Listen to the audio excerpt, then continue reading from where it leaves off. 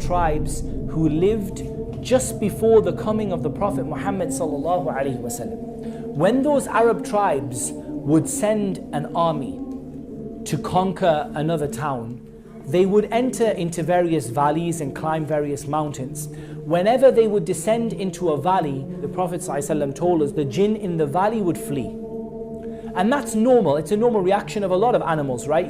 Just generally, if you come across a big army, even human beings, you come across, you're sat sort of in your little tent camping somewhere out in the park, and a huge army of people, heavily armed, sort of storming their way towards your tent, you're likely to get up and run. And that is the reaction of the jinn. However, what did these tribes used to do? They would settle themselves and camp in the base of the valley.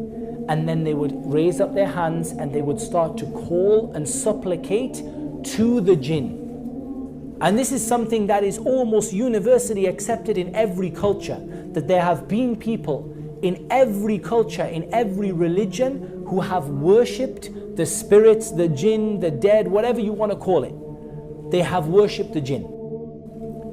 So we see that throughout many cultures, and there are as many examples of this in Christianity and Judaism and Hinduism and Buddhism, of people who sought help and sought to call upon the spirits, call upon the jinn. So what used to happen when those jinn who had fled from the oncoming army used to hear the people calling upon them and supplicating to them and asking them for help, then they would realize that these people had a fear of them.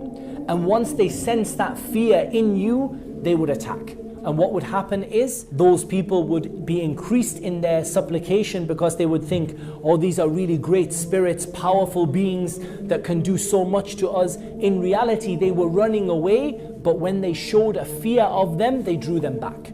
And this is a very, very important point.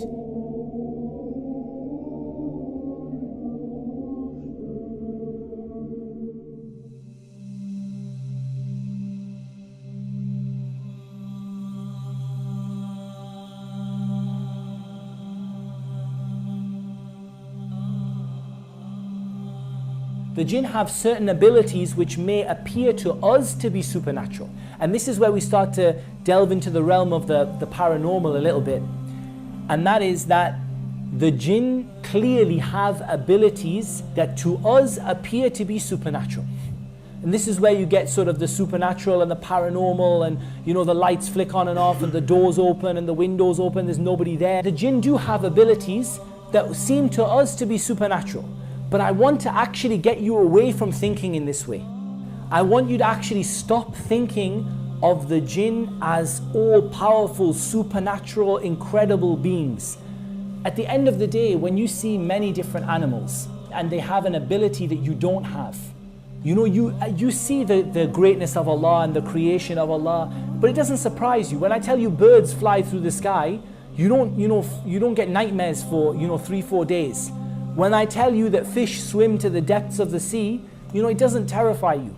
So you shouldn't be surprised that there is a creation from the creation of Allah that is able to do these things. Some of them are able to fly, but the birds can fly, so that's no big deal.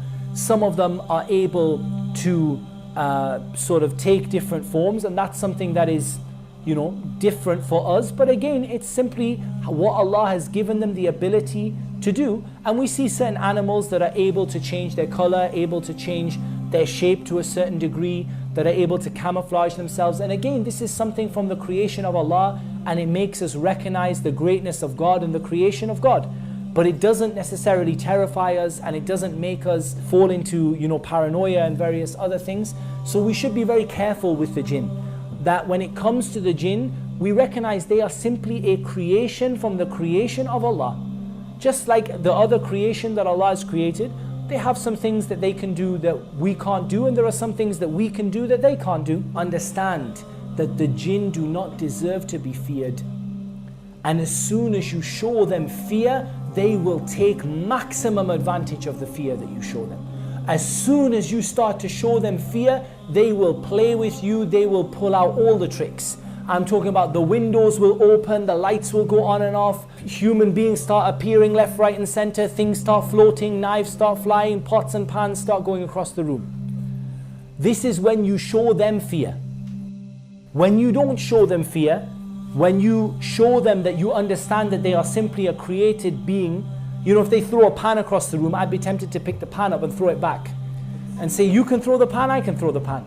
As soon as you do this, they will stop messing around, generally, and they will stop causing you, you know, these kind of creepy paranormal type things that happen. Generally, they happen when people give them more respect than they deserve. They are intelligent beings at the end of the day. They have an ability to think. And therefore, when they see that you're terrified and scared of them, they are going to play on that. They're going to play pranks with you. They're going to joke with you. They're going to cause you all of these various paranormal experiences and these various sort of things that happen, haunted houses and all the rest. And in general, I have to say that since I've started doing ruqya, I get very little of these kind of paranormal crazy things going on. Every now and again, you know, I might get one person in 50 levitate off the ground. In general, most people don't. But the reason is that when you don't show them that fear and you don't show them that, you know, reverence, then they don't cause you as many problems. So we want people to stop fearing the jinn as though they are these all-powerful spirits that can touch you from anywhere. Because this is going to take a person outside of Islam. When you fear them like God deserves to be feared, like Allah deserves to be feared, then you're going to end up leaving Islam. You're going to end up making a partner with Allah.